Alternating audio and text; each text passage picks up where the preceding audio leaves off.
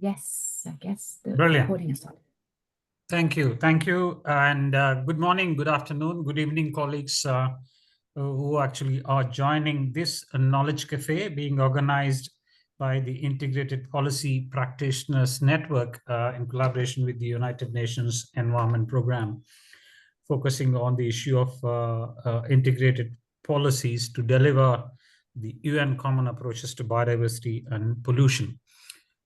Before we start, I'd like to thank colleagues from the Integrated Policy Practitioners Network, Ms. Nadine Raud and Chloe Cureri, who actually did a lot of brilliant job in pulling this entire event together and bringing us all together on this particular platform. My name is Balakrishna Pisupati. I'm currently the head of UN Environment Program India, based in New Delhi in India. Where one of my areas of interest and focus for the last year plus has been strengthening issues related to policy alignment and policy coherence, which has been an important area of focus for the United Nations Environment Program, both in the context of the Sustainable Development Goals, where some of you may be familiar that we have goal number 17, target 14, that looks at the issue of policy coherence for realizing and implementing actions for the 2030 Agenda for Sustainable Development and achieving the Sustainable Development Goals. But more recently, from the United Nations Environment Program, we've been focusing on how do we, extrapolate the experiences and expertise available of how countries, practitioners, and experts and institutions are focused on the issue of policy alignment and coherence in the context of environmental governance. And this particular session, once again, thanks to the Integrated Policy Practitioners Network for bringing us together, we'll focus on the UN Common Approaches to Biodiversity and Pollution and what can be done so that we can integrate policies for effective realization of the objectives and elements of the common approaches. We have a brilliant panel, 3 speakers today. We have Mr. Hossein Fedai, who is the head of the UN Environment Management Group Secretariat based in Geneva, who will be providing an introduction to the UN Common Approaches to Biodiversity and Pollution. We have Ms. Diksha Devkota, who is an analyst with the Global Environment Facility Secretariat. Some of you again may be aware that policy coherence is going to be a kind of a guiding principle for the future programming and investments from the Global Environment Facility, but also from the Green Climate Fund as well in the months and years to come. We also have Professor Sachin Chaturvedi, who is the Director General of Research and Information Systems for Developing Countries, called as RIS in short, which is actually a think tank under the Ministry of External Affairs, as we call it in India, Ministry of Foreign Affairs of Government of India, who actually has been a part of a number of discussions, national, regional, and global, working on issues related to management and governance, sustainable development, economic transformation, and also environmental management. We will have ample time, hopefully, at the end of the panelists speaking and sharing their experiences and expertise on the topic for question and answers.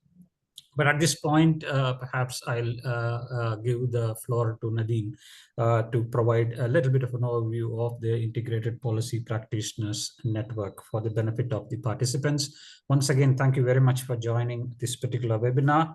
And if you have any comments, questions, inputs, please do use the chat box facility provision in this particular call so that we'll be able to pick it up and then answer and react to some of those inputs.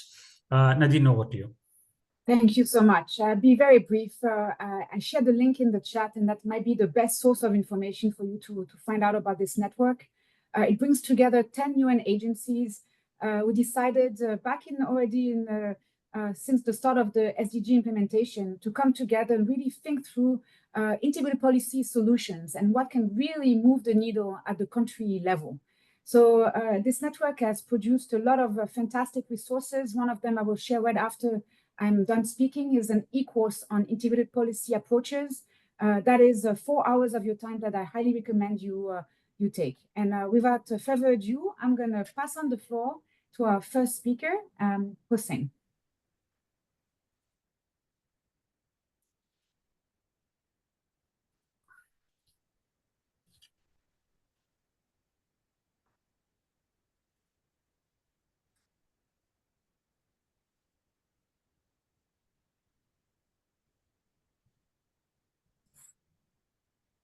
Ola, can you hear me? Yes, now we can hear you, Hossein. Go ahead, please. Okay. Thank you so much, Bala, Nadine, and colleagues for this opportunity. And thanks also to the other panelists. This is a great privilege to be with you today. And thank you, Nadine and colleagues, to devote one of your sessions on the common approaches of the UN system on pollution and biodiversity. I tried to just speak my mind. I have a few slides, of course, and with your help, we can go through them to simplify introduction of these common approaches as much as possible. But then I would like to very much engage into a conversation with you for us to understand, where these common approaches are at the moment and what are the challenges we are facing with regards to their implementation. And then now having colleagues from the GEF and also colleagues who are dealing with these issues at the country level will help us hopefully to find some maybe solutions that will help implementation, especially at the national level. Next slide. So both of the UN common approaches, obviously on pollution and biodiversity, have been adopted by all UN organizations that are under the Charter of the United Nations system, including IUCN and WWF, who are the member organization, the observer member organizations of the UN Environment Management Group. As you will see, the diversity of membership in the Environment Management Group is quite high. So we speak about specialized agencies, programs in the UN system, and multilateral environmental agreements. So it's quite a diverse set of organizations. And they have all agreed to give a specific attention to both biodiversity and pollution-related issues at three levels of policy: strategic level thinking, programmatic sort of program preparation, and also implementation at the national level, as well as, of course, inclusion of these two profiles of biodiversity and pollution into their management and operations. So that's the scope of what they have agreed to do. So the common approaches try to help to create those profiles at the policy program and implementation within the UN organizations. Next slide. Both of the common approaches are not isolated from the global approaches on biodiversity and pollution, and that is global frameworks, including the Global Biodiversity Framework and also Global Chemicals Framework. So the common approaches have been adopted by the UN system simply to align the operations and activities of the UN organizations with these global frameworks. So they are not a standalone approaches, isolated approaches, but rather I would call them an alignment tool for the UN system to implement these global frameworks. Next slide.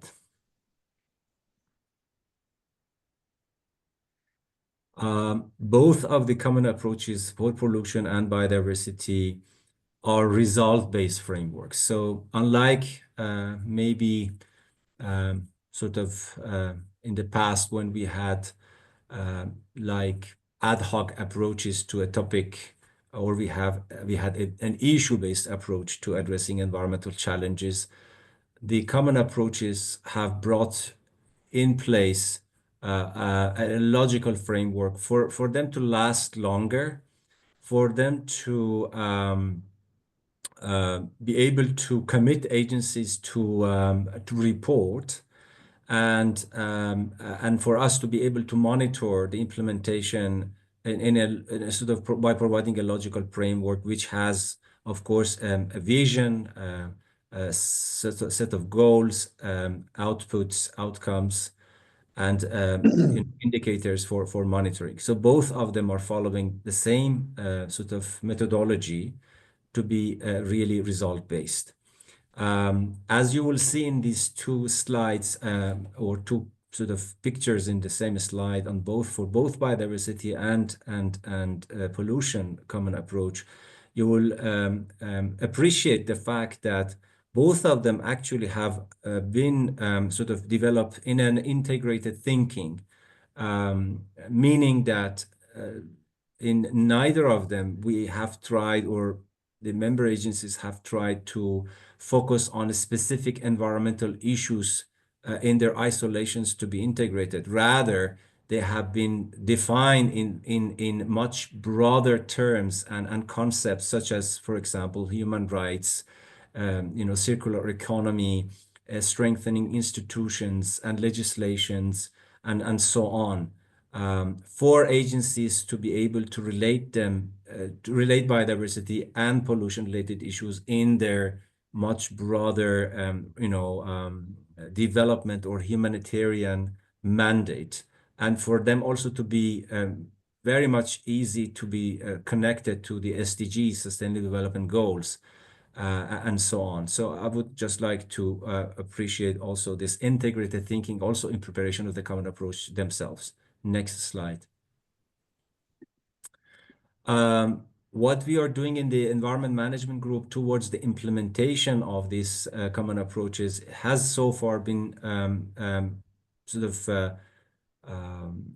limited to convening the agencies to discuss and actually to share with each other how they are actually integrating these common approaches within their institutions, so that it has not been limited just to adoption of a common approach. Rather, there is a process that would allow them to share, experiences of where they are and what challenges they are facing. We have also convened series of webinars or platforms that would allow agencies to for many agencies who have not been able actually to cultivate and to raise a profile on biodiversity and pollution in their institutions. We have helped them to raise that awareness within their institutions by organizing certain workshops or webinars. We have also created a platform for knowledge sharing, so that agencies can easily post and share their experiences with each other through that platform. And we have also, with the help of the agencies and through some tedious discussions, have been able to agree to prepare certain reporting on the implementation of the two common approaches by agreeing on few indicators for the time being. And I will come to this issue of indicators later on in our discussions. Next slide.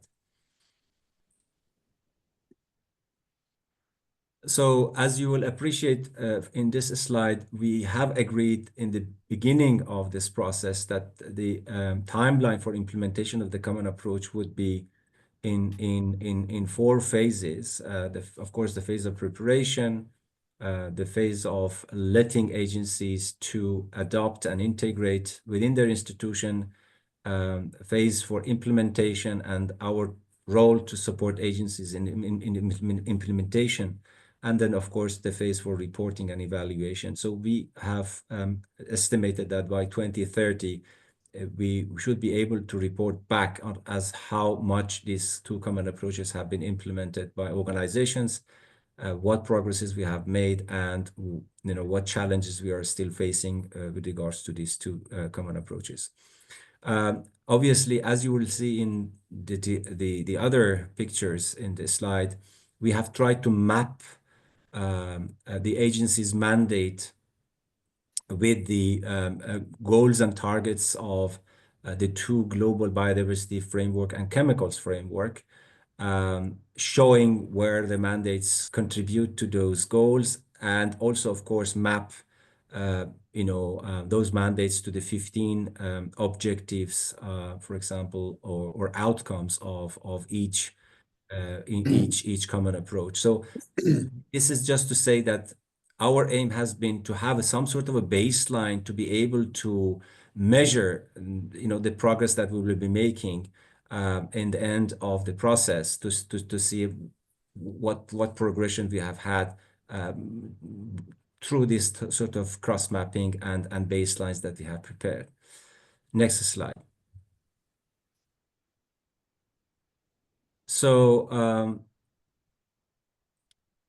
I think this slide again tries to show the way we have tried also to work on the common approach on pollution and relating it to the other frameworks such as the SDGs, again, for agencies to be able to look at the pollution issues from the point of view of SDGs implementation. And this is also an example of the work that the EMG has done to help agencies easily implement, integrate the common approach elements within their programs through such cross-mapping of pollution to the other SDGs.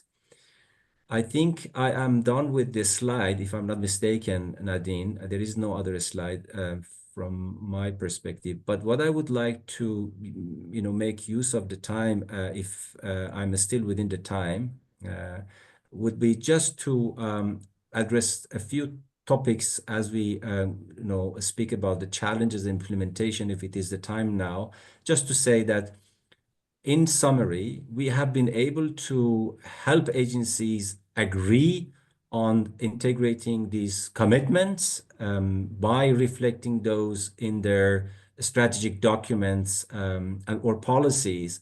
But we have a lot to do in transforming that into cooperation, collaboration, with regards to programming and also implementation at the country level, including through the UN coordination system at the country level. And I would like to come to that when we go to that discussion, and I want to avoid over speaking at this moment.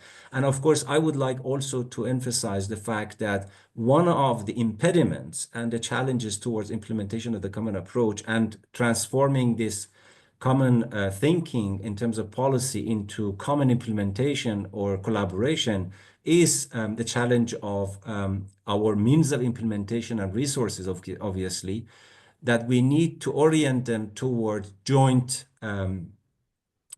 implementation. And I think that is a gap that we witness that I would like also to exchange with you on it with colleagues from GEF and other funds as well. So over to you, Bala, at this moment, and happy to come back for our discussion.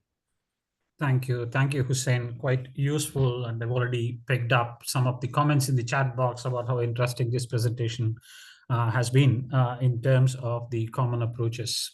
But for those colleagues who actually have been focusing or working on some of these issues, when you look at alignment and coherence, you are looking at both vertical and horizontal elements of it. Vertical in terms of across the organization, but also horizontal in terms of several organizations contributing to this. And what the common approaches has demonstrated is the kind of intent from a number of UN agencies to come together to address some of those issues.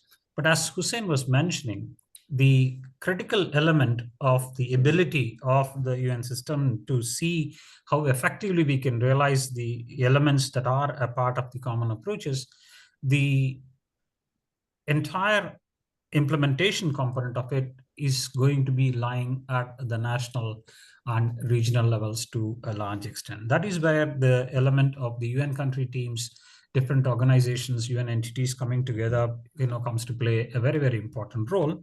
But it is also a very, very important element to also recognize that when we are looking at some of these approaches, remember, and if you look at the report, and thanks to Nadine for putting some of the links in the chat box for those of you who would like to read the reports, the common approaches to both biodiversity and pollution, is the cross-cutting issues that are going to be extremely relevant for some of these discussions. That is where, when we are looking at the common approach and implementing of it, in as much as it is actually a common approach related to how UN will prepare and deliver at different levels, it is also going to be a kind of guidance for countries to integrate both in terms of policy planning and policy implementation when it comes to issues related to pollution and biodiversity. And we have two frameworks, as Hussein mentioned.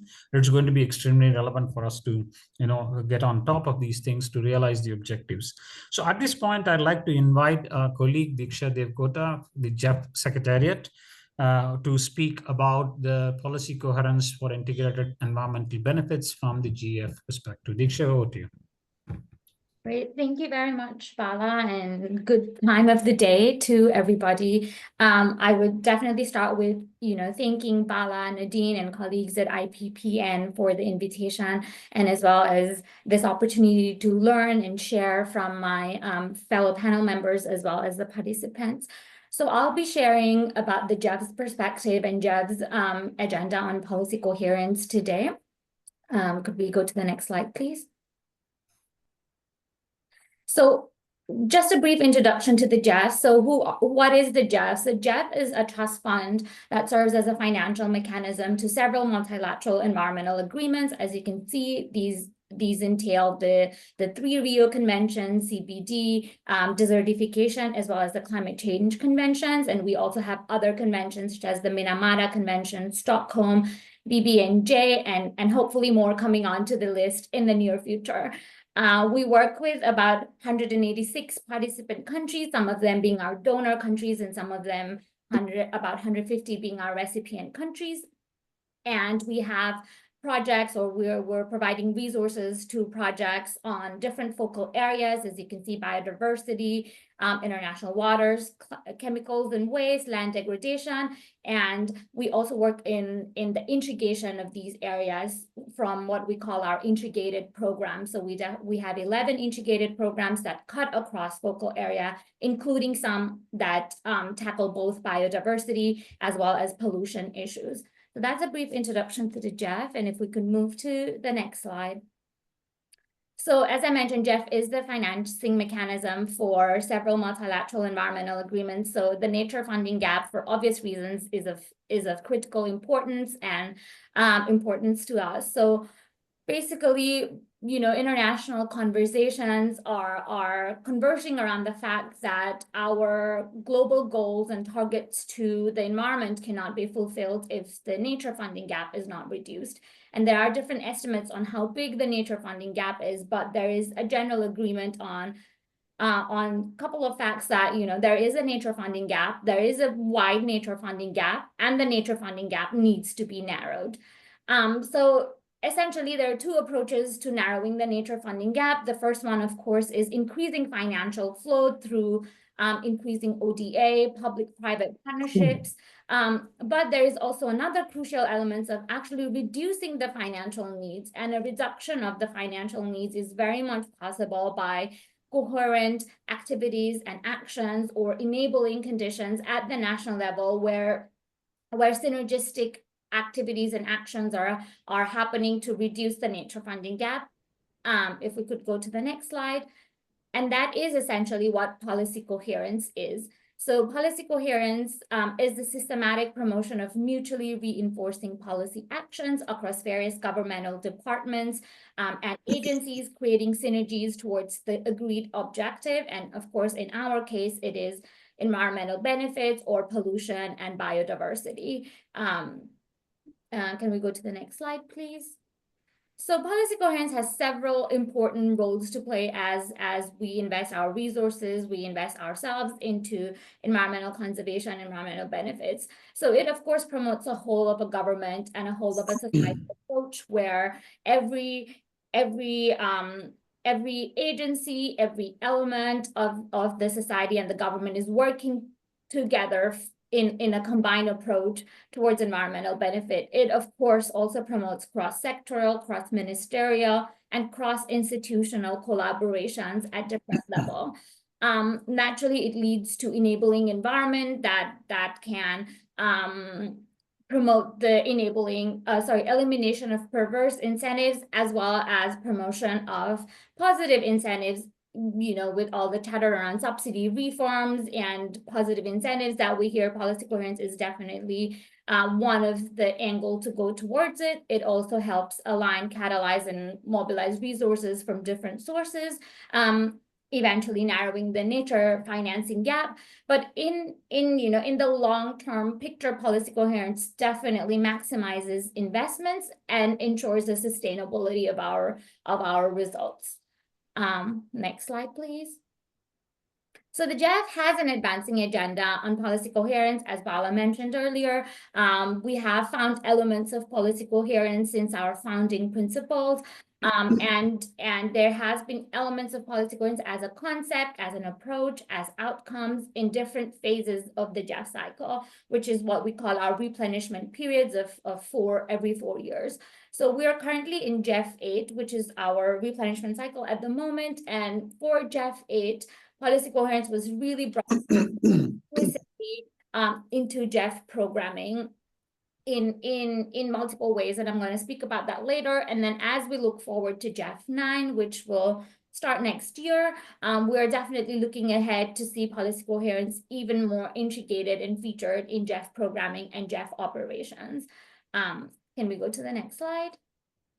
So as I mentioned, in GEF 8, policy coherence was really featured and integrated into our programming directions and operations. To highlight a few, for GEF 8, we mainstreamed policy coherence in design and implementation of our projects, especially into our integrated projects, which are these projects that address more than one focal area. So biodiversity and pollution, within the same program. We also have several dedicated financing activities on policy coherence. We have a small competitive window that we're currently working on. We also dedicated a medium-sized project is what we call on policy coherence in different parts of the world. So we are definitely integrating it into our investments and programming directions. We're also using our national steering, the country engagement strategy, which is kind of how GEF engages with our partner countries to empower the operational focal points so that there is more integrated decision-making on the uses of GEF resources and hopefully beyond. In several of our recipient countries, we have something called the National Steering Committee, which is where rather than one focal point, a committee formed by representatives of different governmental institutions and agencies come together to make decisions on GEF resources. And we're trying to promote that into more countries as well. We're definitely working on knowledge activities and products. I mean, this webinar is a clear example of one such activity, but we also organized a big conference at CBD COP in Cali recently on subsidy reform specifically, focusing on target 18 of the KMGPF. And then we're definitely looking at development of tools and indicators to support assessment and tracking of policy coherence, as well as looking at our own portfolio to see where has been the impact, what has been the lesson learned, and all of those. So that was a little snapshot of the numerous things that we're trying to do for GEF 8. And then if we could move on to, I believe that's my last slide. Yeah, so, all high level, but to kind of really say what we're learning as we are starting to really work on policy coherence. So I'd like to highlight a few things is, while the definition and scope of policy coherence as we go ahead to implement it we're found to be supremely important. I mean, if you really look at it, the essence of policy coherence could mean anything and everything. It could be as wide and it could be as vertical. But as we'll go ahead to implement policy coherence in practice, it is very important to define what we mean as policy coherence and what the scope of our activities is. Of course, it's great if we can do everything, but in practicality, that is not possible. We've also found that baseline data and evidence, or data and evidence in general, is largely missing on this topic. I guess one, because we're still struggling with tools and indicators on how to even measure policy coherence. And in a truly systems way, there are so many push and pulls in a system that it does get difficult to pinpoint. So data and evidence is definitely something that we as a society or as practitioners working in the field, I believe would benefit more from. Policy coherence could also look like intersectoral, interministerial collaborations and convenings. We definitely need more of those, but more of those that actually function well. And sometimes I get questions on, okay, how do we actually do policy coherence, right? How do we engage with a different ministry or a different department? And I would say it's always important to identify co-benefits. So if we're trying to engage with other sector, other ministries, other agencies, it is always very important to identify co-benefits. And as we all work on environment, biodiversity, we know that there are a lot of co-benefits of conserving biodiversity to other sectors. So it's very important to highlight that as we engage with different sectors and different agencies. I mean, creation of enabling condition is an absolute given. And the last one is definitely knowledge and learning. So we might all be doing our own thing in our own sectors, but there's so much we can learn from each other and from our shared experiences, that the more knowledge and learning that we can do. And also, I mean, at the national level itself, right?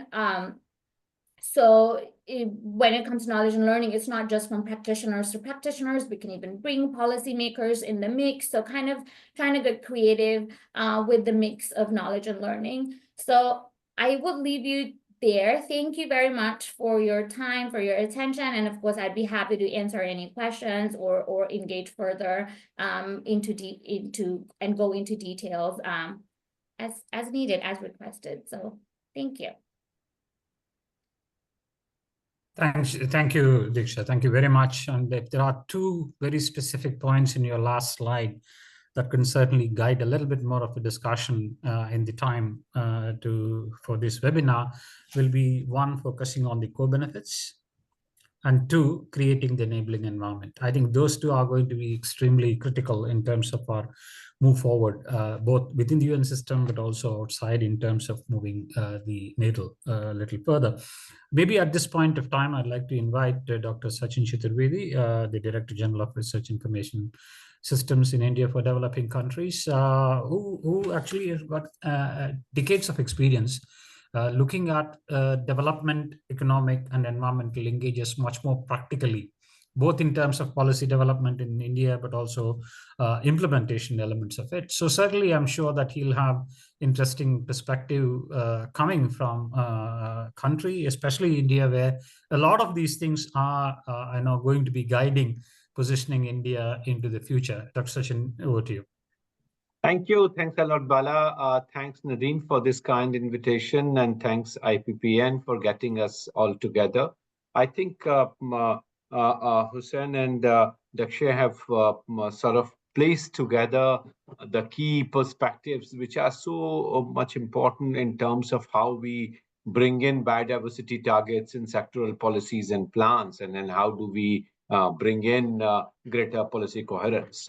There are 4 points that I want to make, and would very much like to highlight the kind of challenges that countries may face in terms of bringing in this policy coherence, and what is required to be sort of focused at in terms of taking them forward. The first and foremost, of course, is the realization that biodiversity loss is our sort of priority to bring in this policy coherence, and that is something which I think has to be highlighted to all the governments, national governments, to evolve national coherence strategies. UN system within the national territory, of course, would do, but to halt biodiversity loss, what kind of framework worldwide is being adopted, and what kind of challenges we are having in evolving that framework, particularly when CBD very categorically identified sectoral and cross-sectoral plans for addressing this. I think it's extremely important. So first and foremost is to create necessary awareness, sensitivity, and focus on how and why coherence is important across sectors and subsectors, which both Hussein and Dakshay have also highlighted. The second point is in terms of addressing the challenges that are coming in. And then I find that challenges are coming in because of several cross purposes which are quite evident, particularly in sectors where leveraging of utilization has to come in, and like sustainable fisheries or certified palm oil, the confrontation with the foreign direct investment, the FDI policy that are required to address them.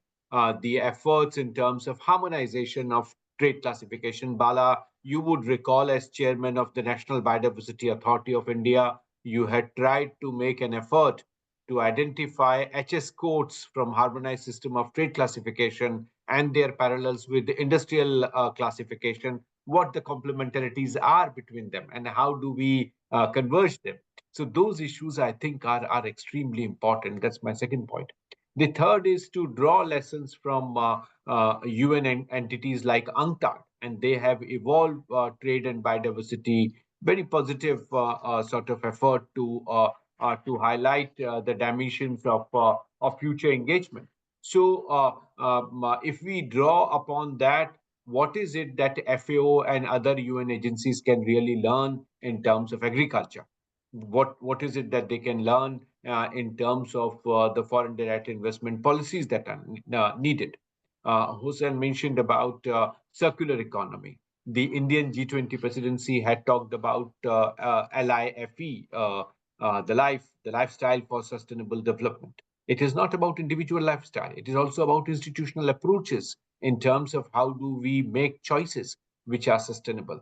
So there, if you see Indian G20 declaration highlighted the sustainable consumption and production, and there the utilization comes in. If you see the Das Gupta committee report, it very categorically highlights why we need to go beyond GDP to bring in the well-being measurement.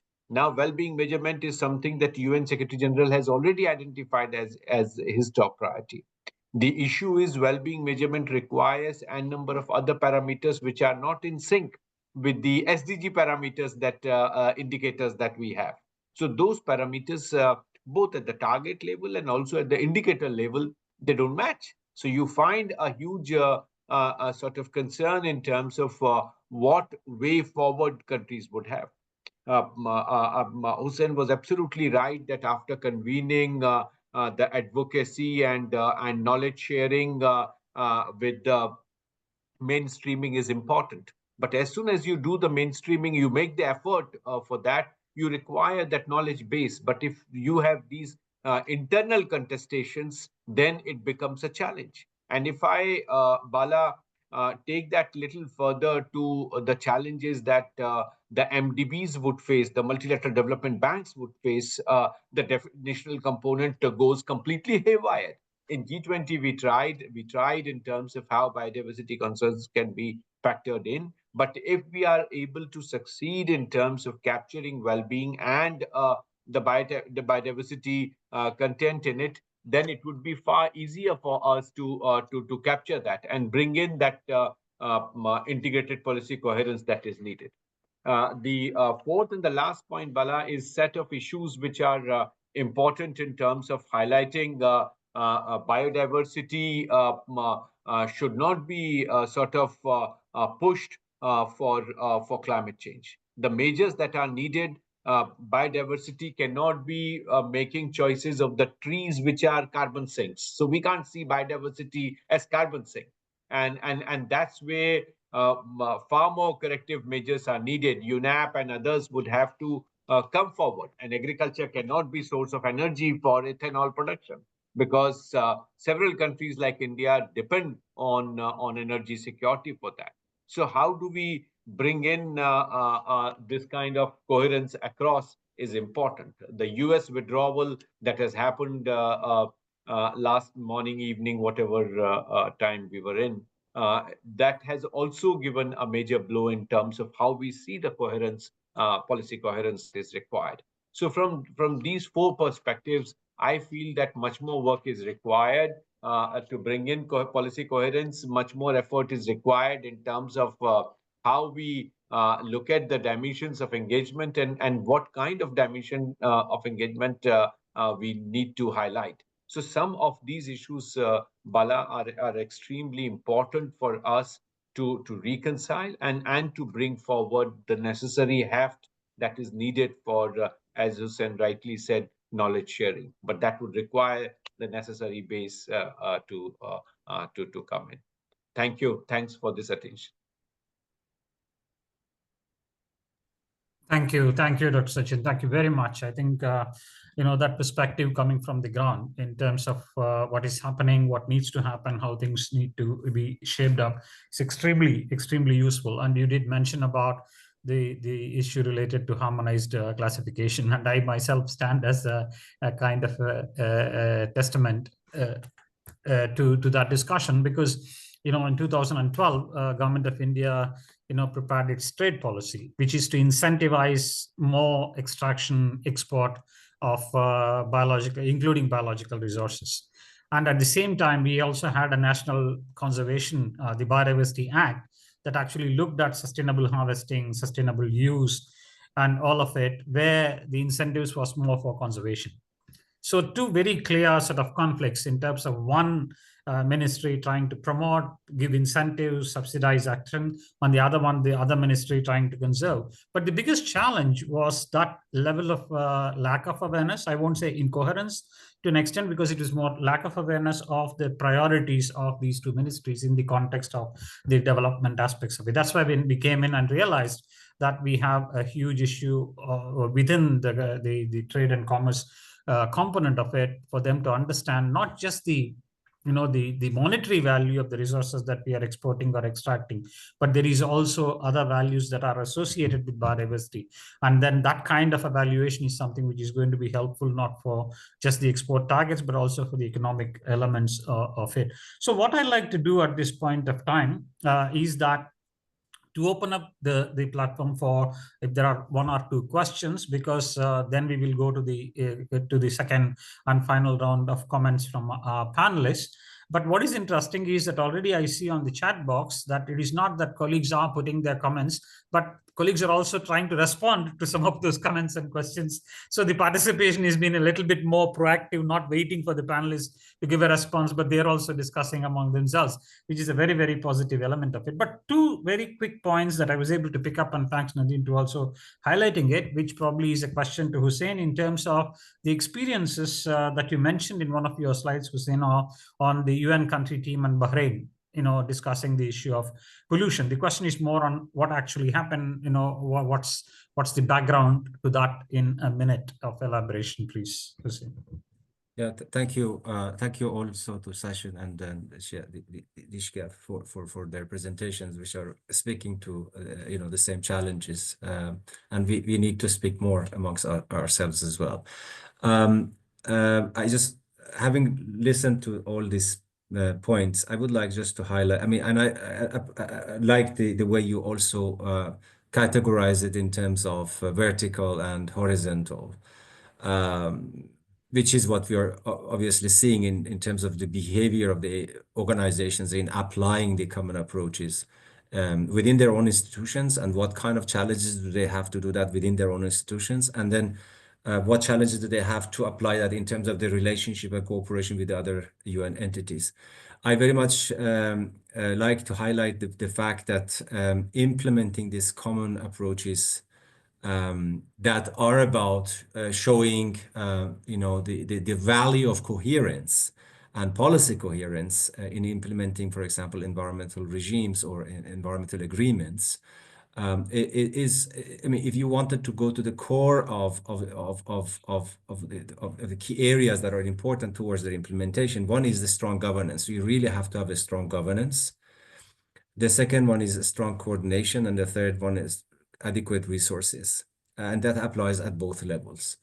The question that we raised in terms of enabling environment and enabling sort of elements are also truly important. If we do not have these resources aligned to encourage, policy coherence, it's easier for policymakers within their sectors to achieve the results faster, quicker, and to respond to their stakeholders much, in a more satisfying manner than going through long-term processes of making integrated policies and then lasting or long-term outcomes.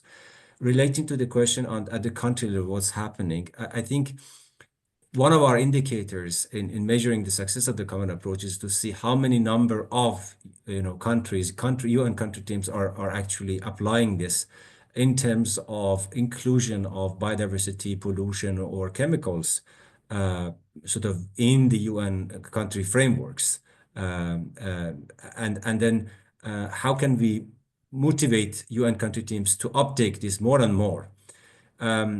we are trying, we are still raising awareness of UN country teams, but we are aware of their limitations. We are aware that it is case by case, so you don't have a formula that applies to all UN, 135 UN country teams. You really have to be specific to each country context. The demand for it has not been always from top to down. So in the case we had, for example, for Indonesia, which came for actually before Bahrain for biodiversity, it was not us who has leveraged actually having such an approach for Indonesia. The UN country teams has been approached actually by an official or a ministry in Indonesia that we are going through a reform of our sort of agriculture system. We would like to make sure that biodiversity is well mainstream. Why don't you prepare for us a UN common approach on biodiversity for Indonesia? So actually the cause has started and rooted from government themselves than us from the UN system. The case of Bahrain, also the same thing. It didn't start from us. It came from. So that also shows the value and importance of the internal elements that we have within countries, either as MEA focal points or environment minister or other institutions that are in charge of coordination. We have to sort of enable them also to come to this reality that there's a benefit of doing so, and the UN is there, of course, to catalyze actions there. So these are examples. I know I'm going out of the time, but happy to come back again to address some of the other issues, because there is also one last point that I want to highlight here is the importance of synergies. Let us not forget that we finished the 3 COPs last year. And if you look at, and you know it, Bala, if you look at the decisions that these COPs are making, they are not also so coherent. So we need also to show the lack at the global level. If you see the number of the decisions out of the COP of biodiversity that talks about synergy and comparing to those under the climate, it's incomparable. So that also leads into that lack of coherence amongst focal points, amongst, for example, NBSAPs, NDCs, the land degradation neutrality plans. We need also to look at the coherence at that level also to strengthen the relationship between these national plans as well on environment. Over to you. Brilliant. Thanks, Hussein. I think, in fact, my follow-up question or the question for the second round to you would have exactly been the answer that you've already provided. In terms of how do you make some of these things work at the country level, that you did already answer that question through your response to that element of experiences from Bahrain. But extremely sort of important points, because it's not that all countries, of course, these global approaches or frameworks, are prepared with an understanding that there are things which are very common to countries, across the globe. But then the moment you're looking at implementation of it, it's a completely different kind of ballgame in terms of country priorities, institutions, finances available, governance structures, the federal and the provincial elements of work, especially in a country like India and all of it, they come to play an extremely important role. And sometimes, I've so far, for a long time, I've been focusing on global issues, and suddenly now I'm trying to transform myself into somebody who is to focus at the national issue. I see quite a bit of attention when it comes to what we assume are going to work at the global level and come up with these frameworks and policies, with absolutely limited elements for us to actually implement it on the ground. So that's actually where we have a bit of an issue of fine-tuning. I know Dr. Sachin has to be leaving in 11 minutes, if I'm correct. So I'd like to sort of give the floor to you, Sachin, where there is also a question which is in the chat box about institutional elements of it. How do we prepare institutions to respond to some of it? I'm not talking just about policy alignment and coherence. I'm also talking about how do we sort of ensure that these commonalities, common approaches can better be reflected from an institutional perspective? And you have great experience on that particular aspect in India. Over to you, Sachin. Thank you. Thanks a lot, Bala.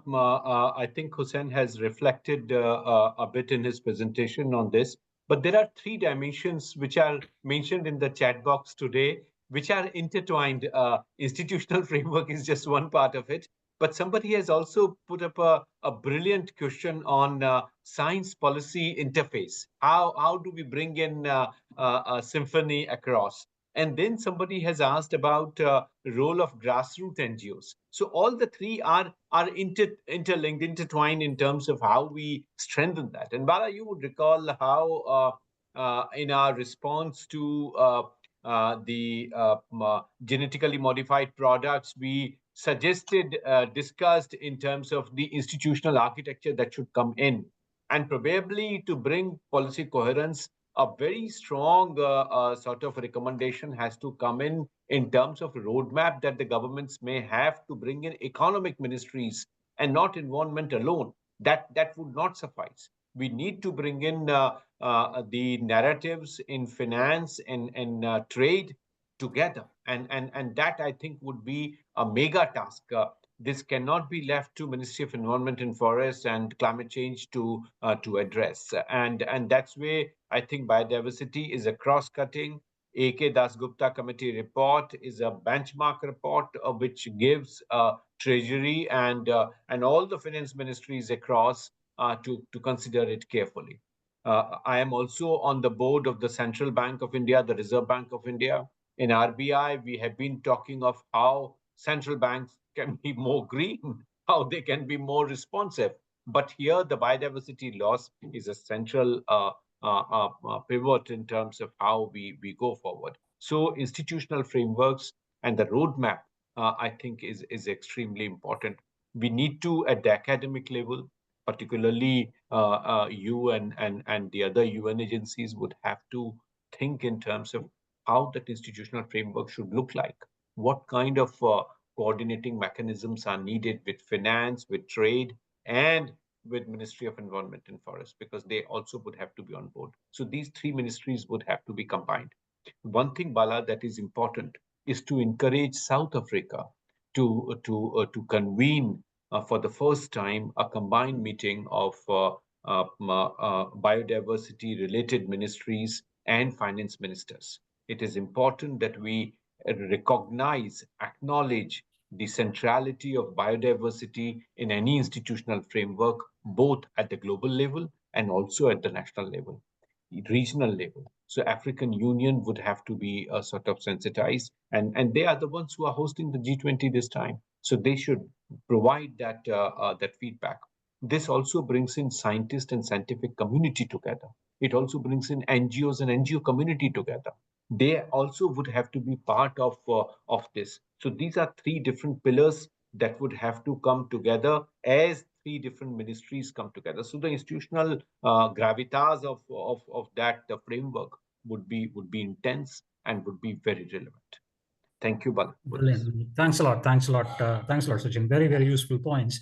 But of course, I'll hopefully find a minute or two to specifically, address the points raised on the role of science policy interface and also the IPLC related issues from my own experience. But maybe I would like to sort of give the floor now to Diksha, where it's also linked. I mean, very interestingly, the questions or the comments from the participants are leading to the second round of questions I had in mind, where there is a very interesting question about how do we quantify actions when you come out to some of it. And it's going to be extremely relevant as you are now beginning to think about your next replenishment, Jeff 9.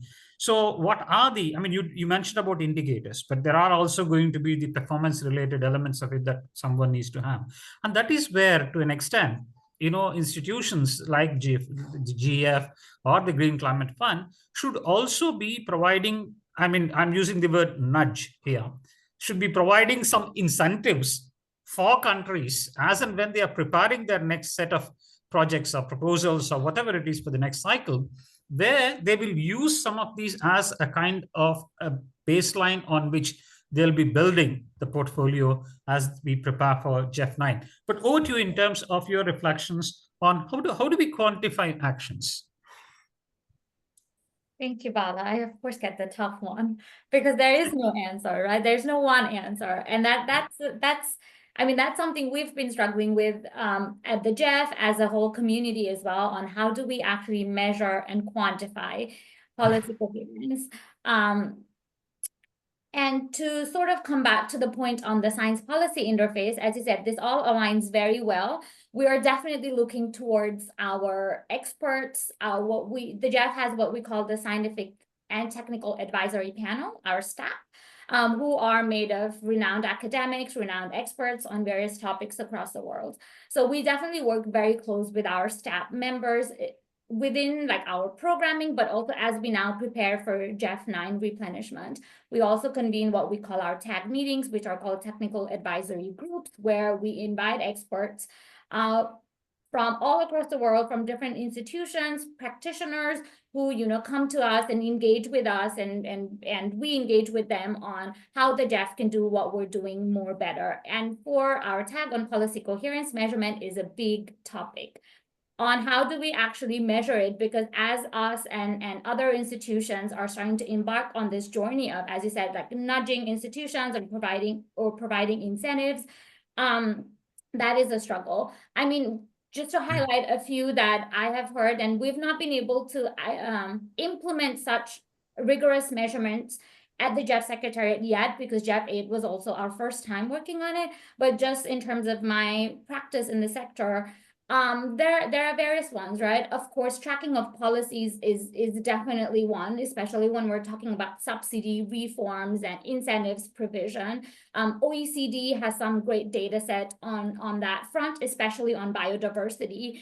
So tracking of subsidies, tracking of incentives is definitely a way to measure it. And that's something that we are looking at the JEF as well, and was discussed a lot at the conference in Cali, which I mentioned previously. There is also a simple tracking of investments, tracking of, you know, public or international budgetary sources to see, okay, where, you know, kind of, as we say, is your mouth where your money is at.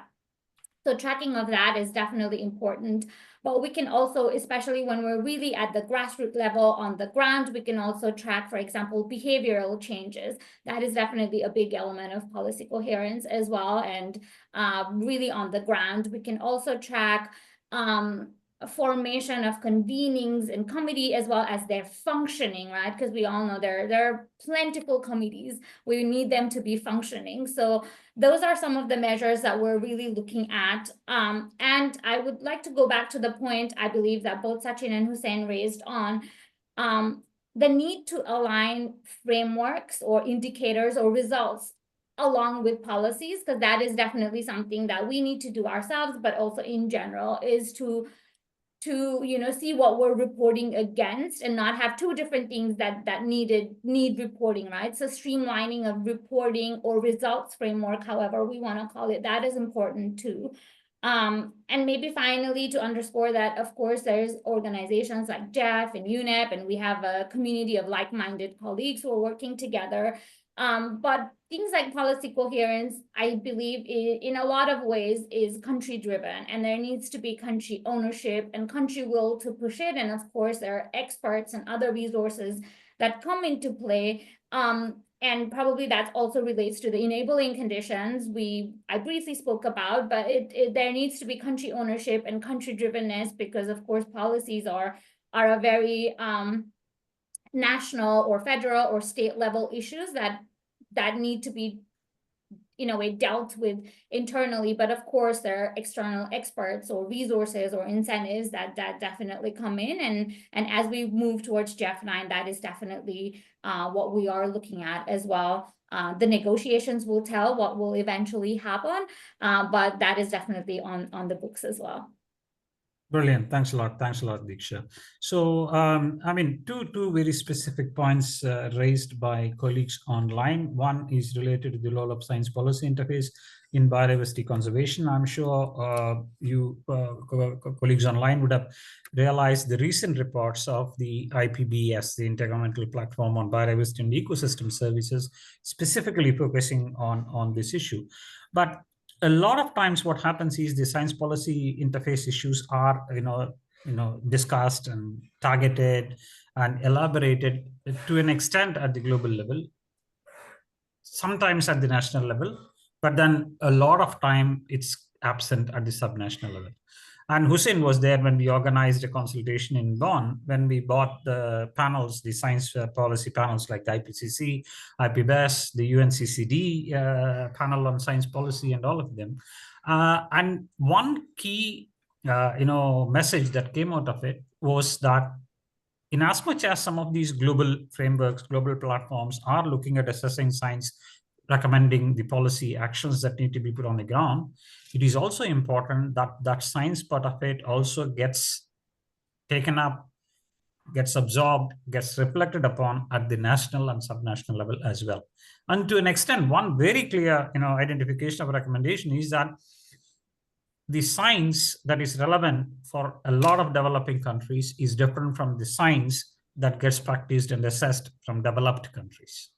So the biggest shift that we need to also have to look at is more work at the national level, more work at the subnational level in terms of creating the spaces and opportunities for the science policy interfaces to essentially work.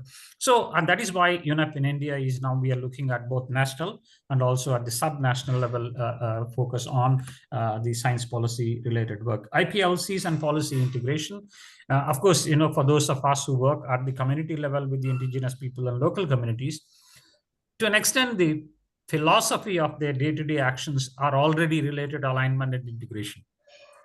They don't need an external push or a trigger to discuss policy coherence or how do we work on integrated approaches, because all what they do is at the community level to work through a system that promotes integration, that promotes coherence, that promotes collaboration and cooperation much better than many of us could articulate in their day-to-day practices and life. So the relevance of learning from IPLCs or learning from practitioners is extremely important and relevant in some of our discussions.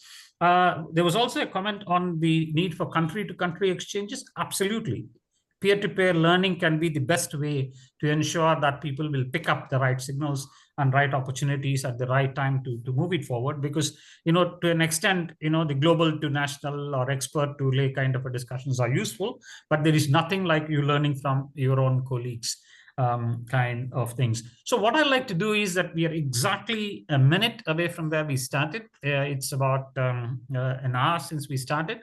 Nadine, if I'm correct, we are sort of going to have a minute or two in case if there are further questions from participants online. But let me tell you, it's been extremely interactive in terms of colleagues putting their interesting observations and comments in the chat box very effectively, but we will probably give space for one or maximum one question from the participant before I give the floor to Nadine to give a few closing elements of the resources that are available in continuing this discussion.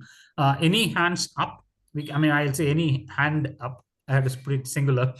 We'll have time for one question. All right. For me, I can't see any hand up at this point of time, if I'm correct, Nadine. So if that be the case, as I mentioned, thanks for putting your comments. We tried to address them through our interventions, both with the panelists and otherwise, but keep sort of continuing the conversations. And at this point, over to you, Nadine, for the final comments. Thank you so much for your excellent moderation and for those interventions from our speakers. It was really, really interesting, and 1 hour is too short for all the valuable information you shared. We will be posting the recording and the presentations and relevant links in the event space. I recommend that you check out the IPPN website. We have a resource library. We have a lot of information there, and do not hesitate to also comment in the event page. If you have additional questions, we'll be able to answer them also in writing. So thank you again, everyone. And there will be another session next month on food systems with FAO and partners. So looking forward to having you again, and wishing everybody a nice morning, afternoon, or evening. Thank you again. And thanks to Hussein and Diksha and all the participants for your active participation. So thank you very much to Nadine and Chloe for your support and help. So have a great day, great evening. Thank you so much. Thank you, Nadine and Bala. Thank you so much. Bye. Thanks, Diksha. Thanks, Hussein. Thank you, Dishina. It was a nice pleasure to meet with you online. Likewise. We should connect. Absolutely. Bye, everyone. Thank you so much.